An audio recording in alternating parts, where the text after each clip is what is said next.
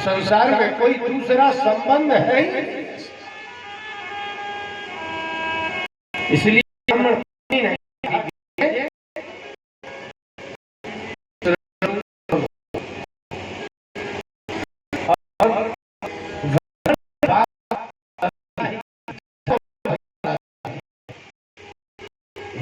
ने जो मात्र धर्म की बात करते हैं, क्योंकि ब्राह्मण के अंदर किसी को धर्म का ज्ञान होता ही नहीं।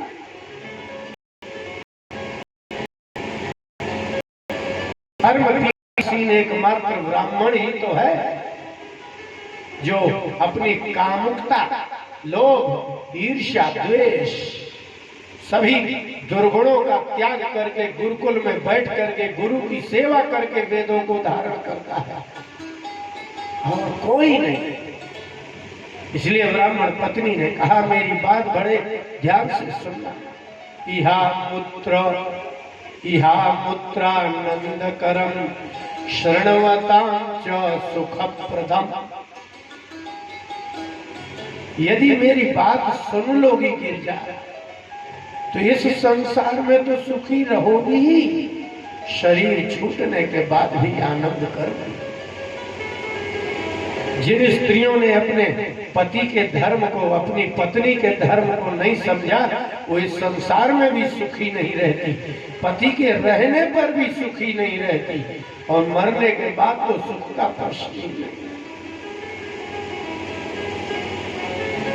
और सुखप्रद बात है। सबसे पहली बात एक ध्यान से सुन लेना, क्या है? बोले सबसे पहली बात यह है, कुर्यात् पत्यनुज्ञाता नोपवास व्रताधिकम। पत्नी के लिए कोई उपवास का विधान नहीं है, ना उपवास और ना ही कोई व्रत, और उसका एक ही व्रत है पत्यनुज्ञाता।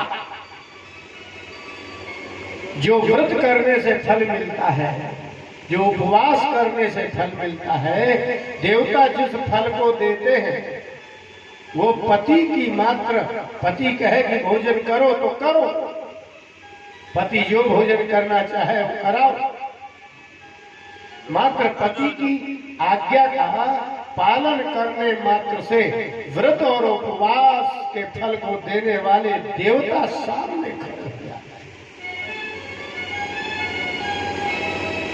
पत्नी को अलग से कैसे सुख हो सकता है? पति दरिद्र है तो पत्नी भी दरिद्र है, यदि पति धनवान है तो पत्नी भी धनवान है, पति इज्जतदार है तो पत्नी भी इज्जतदार है, यदि पति का कुछ नहीं तो पत्नी का कुछ नहीं, यदि पति का सब कुछ है तो पत्नी का सब कुछ है। स्त्री, इसलिए भगवान मनु ने कहा मनुस्मृति के 10वें अध्याय में, गृहिणी गृह मुच्यते, जिसको आप घर कहते हो उसमें एक शब्द है गृह।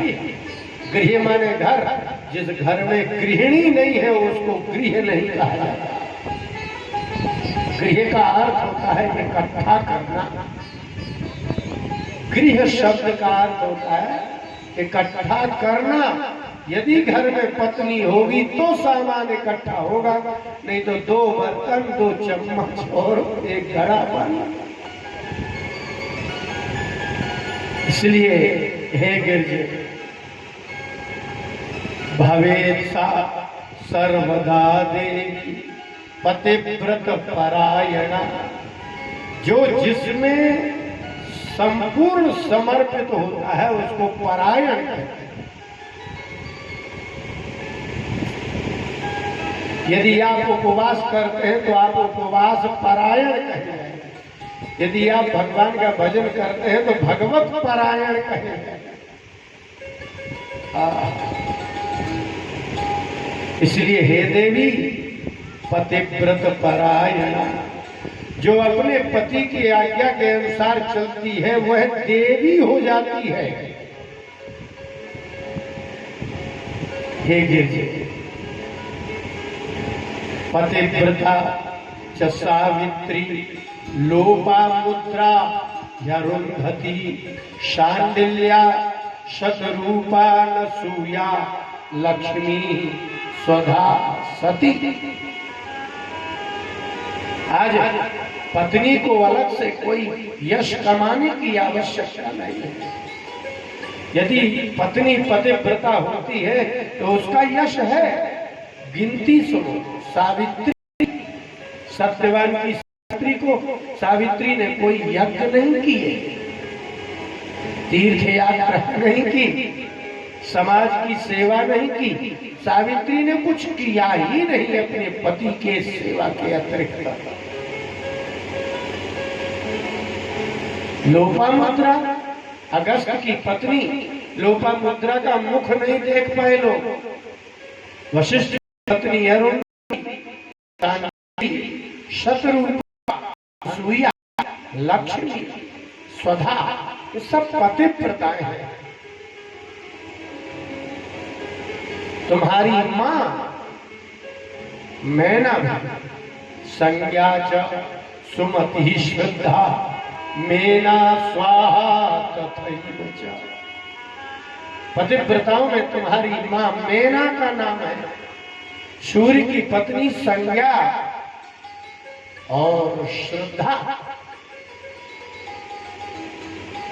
ये संसार में दुष्टों की कमी नहीं है, तो फिर अच्छों की भी कमी कहां है? इनके अनुसार चलो।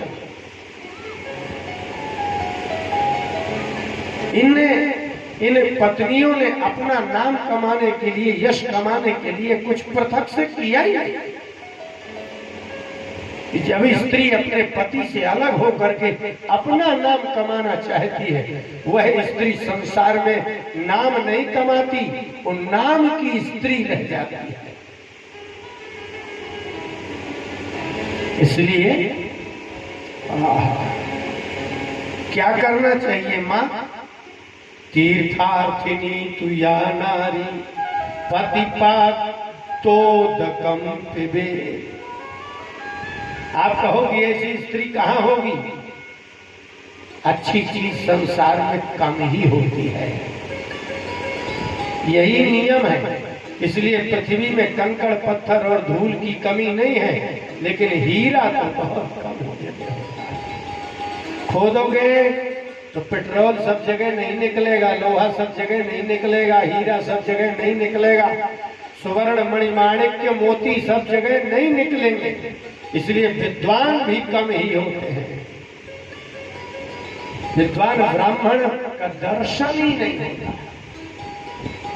तीर्थार्थिनी तु या नारी, जैसे विद्यार्थी होता है, जो विद्या की इच्छा करती है उसको विद्यार्थी कहते हैं।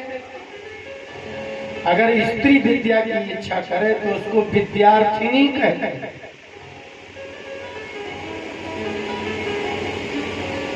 यदि कोई धन की इच्छा करे पुरुष तो उसको अर्थार्थी कहते हैं, लेकिन कोई स्त्री धन की इच्छा करे तो उसको अर्थार्थिनी कहते हैं।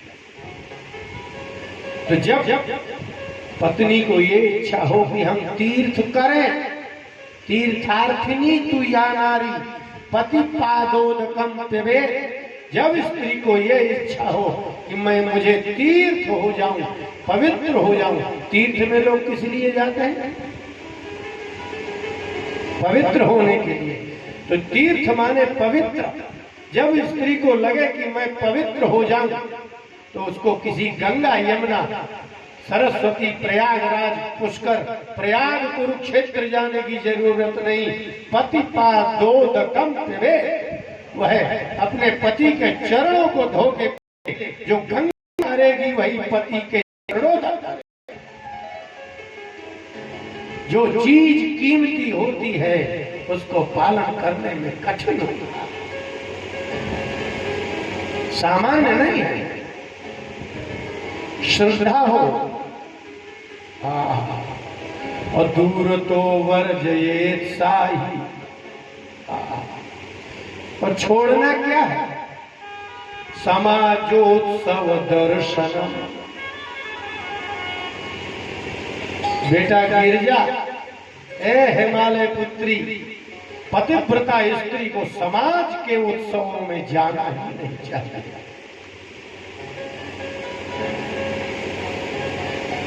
समाजोत्सव दर्शनम वर्जये। जहां पुरुषों की भीड़ होती है, पतिव्रता को वहां जाना नहीं चाहिए। जब विवाह होता है तो सप्तपदी होती है। विवाह में ब्राह्मण कन्या के वर पक्ष से बोलता है। ब्राह्मण कहते हैं उद्याने मद्यपाने च राजद्वारे पिता गृहे।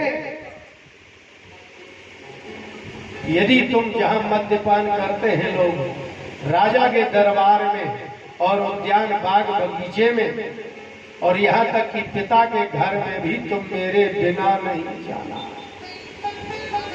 तो मेरे वामांग में आ जाओ। नियम का पालन करना ही तो तपस्या है।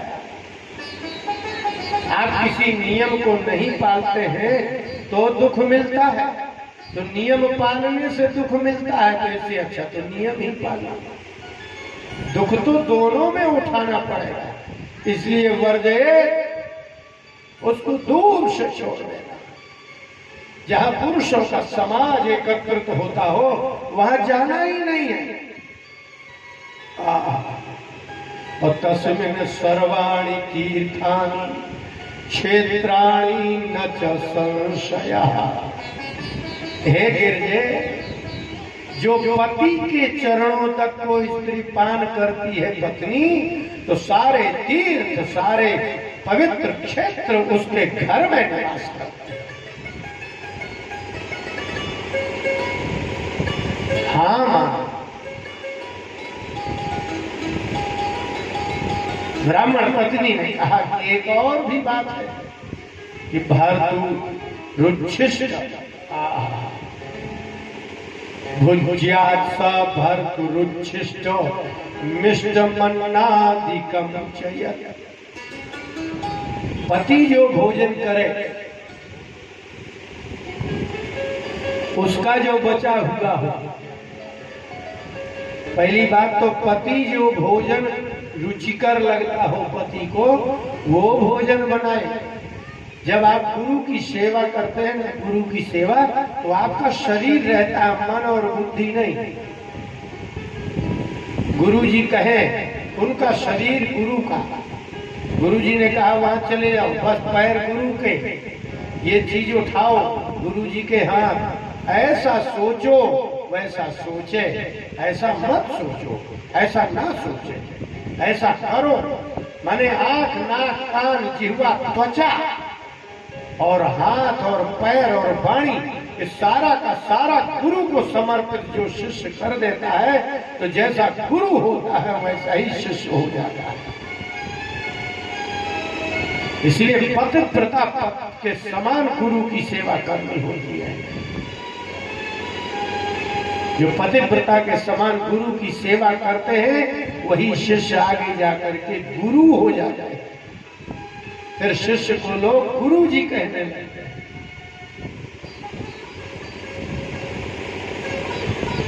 ऐसे शिष्य मिलते नहीं, बहुत कम। इसलिए एक गुरु के जीवन में हजारों शिष्य आते हैं, लेकिन कोई कोई ही ऐसा शिष्य मिलता है जो गुरु की दी हुई विद्या को धारण करता है और उसकी दी हुई विद्या को दूसरों को दान करता है। ऐसे ही कोई कोई स्त्री पतिव्रता होती है। इसलिए भुंजात सा, भोजन कब करे? बोले भर्तुरुच्छिष्ट। उच्छिष्ट का मतलब होता है बचा हुआ। जो पति से बचा हुआ हो उसका भोजन करे, अलग से न ले। कि पति को खाना है कद्दू और तुम अपने लिए अलग से भिंडी बना रहे हो। वो जो इच्छा करे वैसा। महाप्रसाद इत्युक्त्वा पति दत्तम पतिव्रता। ईश्वर कहीं है, पतिव्रता के लिए पति का बचा हुआ प्रसाद ही महाप्रसाद इत्युक्ता। वैष्णव लोग चावल को महाप्रसाद कहते हैं। इसलिए पति के भोजन से जो बचा हुआ प्रसाद है वो पतिव्रता के लिए महाप्रसाद है। भगवान को भोग नहीं लगाना है, पति को भोग लगाना है। जो भगवान का बचा हुआ प्रसाद प्रसाद नहीं है, इसलिए व्रत और उपवास, कोई भगवान नहीं, यही भगवान है। मार्कंडेय पुराण में शांडिली की कथा है। कभी अवसर आएगा हम आपको मार्कंडेय पुराण सुनाएंगे। उसी में ही दुर्गा सप्तशती है। एक शांडिली नाम की ब्राह्मणी है, उसका पति अति दुष्ट है, कोढ़ी है, जुआरी है, व्यभिचारी है। संसार के जितने दुर्गुण होते हैं वो सब दुर्गुण शांडिली के पति में है। आप लोग यदि ये कहो कि महाराज हम पतिव्रता बने तो पति को भी तो पत्नी व्रता बनना चाहिए, ऐसा नहीं है। यहाँ अपने कर्तव्य का फल कर्ता को ही मिलता है। शांडिली अपने पति की कामना के अनुसार ही चलती है। कोढ़ होने के कारण, रोगी होने के कारण शांडिली की सेवा बहुत बढ़ गई। गलित कुष्ठ की वृद्धि हुई। एक दिन शांडिली ने अपने पति को स्नान करा करके और दरवाजे में बैठा दिया।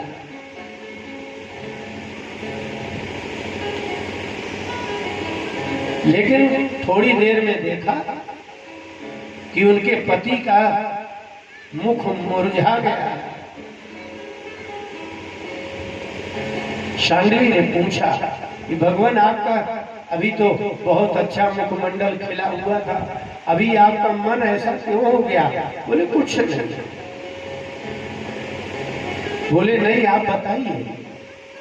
अब उसने कहा कि अभी अभी मेरे सामने से नाचने वाली चली गई है। मेरा मन ऐसा करता है कि मैं वह नृत्यांगना को भोगूं, उसके साथ सो जाऊं। पतिव्रता ने कहा, शांडिली ने कहा कि मैं प्रयास करूंगी कि मैं आपको उपलब्ध करा दूं।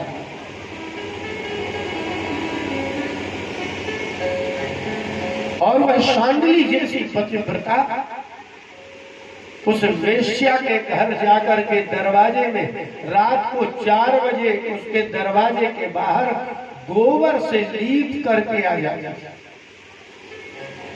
जब वह वेश्या सवेरे उठे नाचने वाली तो देखे कि मेरे दरवाजे को झाड़ करके लीप करके कौन चला गया।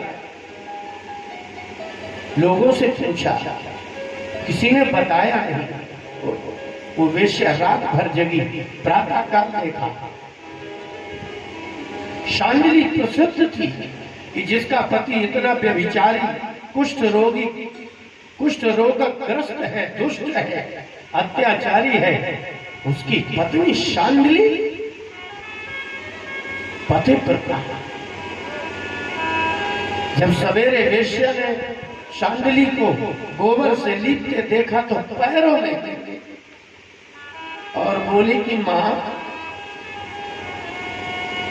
आपके संसार में पतिव्रता के सती के नाम पर आपका पताका फहरा रहा है। मुझ जैसी नीच की सेवा आप करोगे, हम कहां जाएंगे? क्या आज्ञा है, क्या चाहती हो? शांडिली ने कहा, मेरे पति आपके साथ सोना चाहता है।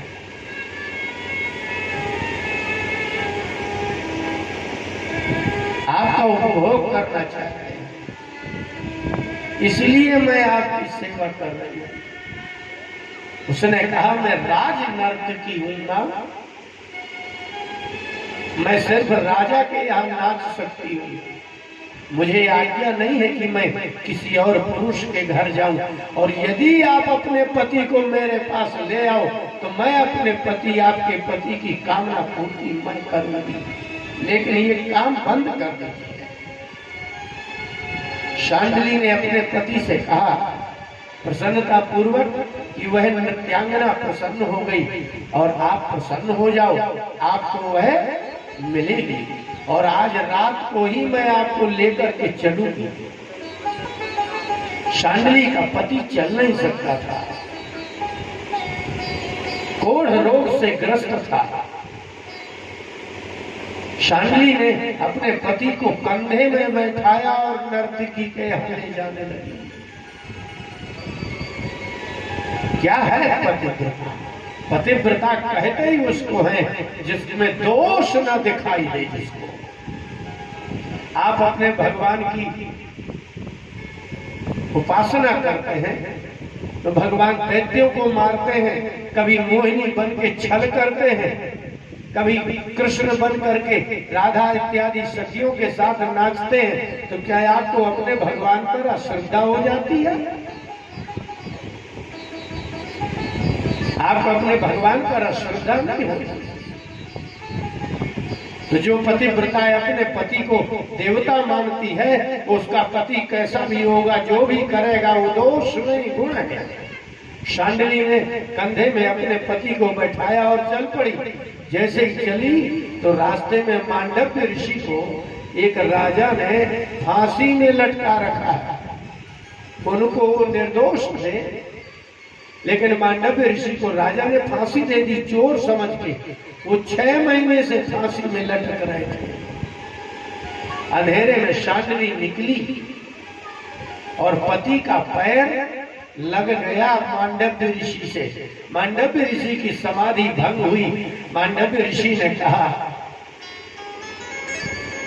कि मेरी समाधि को भंग करने वाला प्रातः काल होते ही समाप्त हो जाएगा।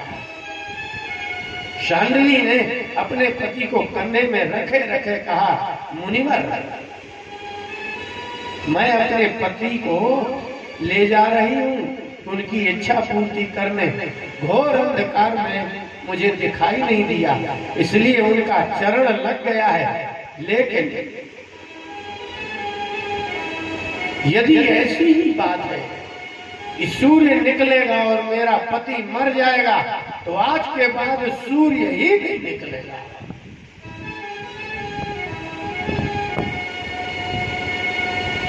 एक व्यभिचारी पति की यदि आप कहें कि हमारा पति अच्छा होना चाहिए, तब हम पतिव्रता बनेंगे।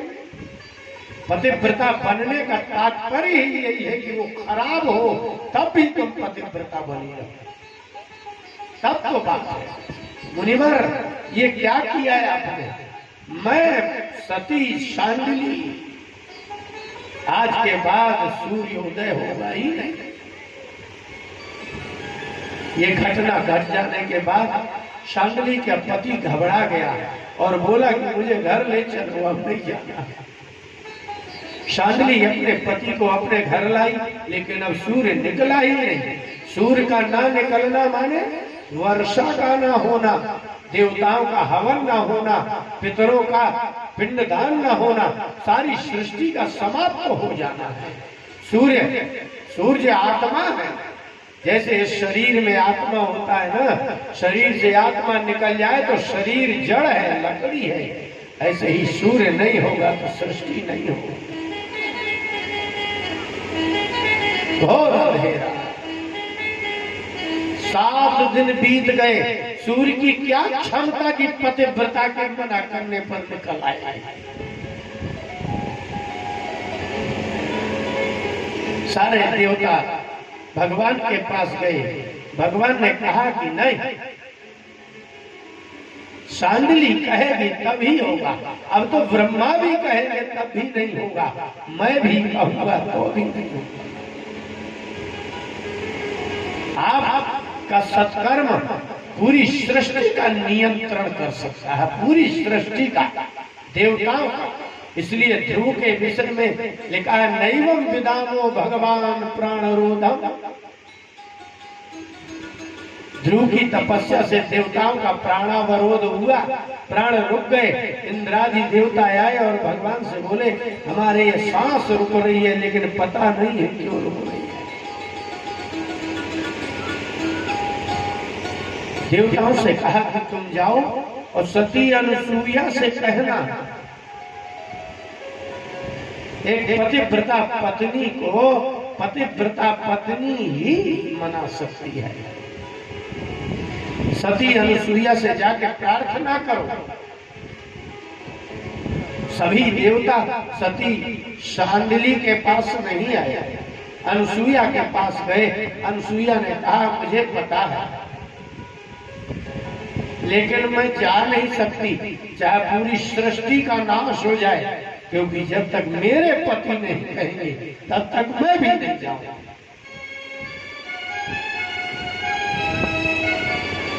सारे देवता अत्रि ऋषि के पास गए। अत्रि ऋषि से प्रार्थना की कि आप आज्ञा दीजिए मां अनुसूया को, वो जाए और शांडिली को कहे कि सूर्य की गति को रोको। क्या इंद्र का वज्र, क्या ब्रह्मा का ब्रह्मास्त्र, क्या नारायण का सुदर्शन, सारे अस्त्र शस्त्र, सारा दैवत्व, सारा सामर्थ्य, सारा बल, सारा पुरुषार्थ एक सती पर न्यौछावर हो गया। अत्रि ने कहा बुलाओ अनुसूया को। अनुसूया आई। महाराज अत्रि ने कहा कि जाओ अनुसूया, शांडिली को कहो ये संसार में सब जीते हैं, सब मरते हैं, सब उत्पन्न होते हैं। यदि सूर्य समाप्त होता है तो सारी सृष्टि समाप्त होगी। इतना बड़ा नाश हो जाएगा एक पति को बचाने में। मां अनुसूया शांडिली के पास गई। शांडिली ने प्रणाम किया और कहा कि मां आप, इसलिए मैंने कहा है सावित्री शांडिली शांडिल्या शतरूपा। माया बोले हाँ शांडिली। 7 दिन हो गए सूर्य नहीं निकला, देवता विचलित हो गए हैं, सूर्य की गति को छोड़ दो शांडिली। बोले माँ यदि सूर्य की गति को छोड़ूंगी तो मेरा पति प्रातः काल होते ही समाप्त हो जाएगा और मैं जीते जी विधवा नहीं हो सकती, ऋषि का शाप व्यर्थ नहीं हो सकता। अनुसूया ने कहा कि तुम्हारा पति रोगी है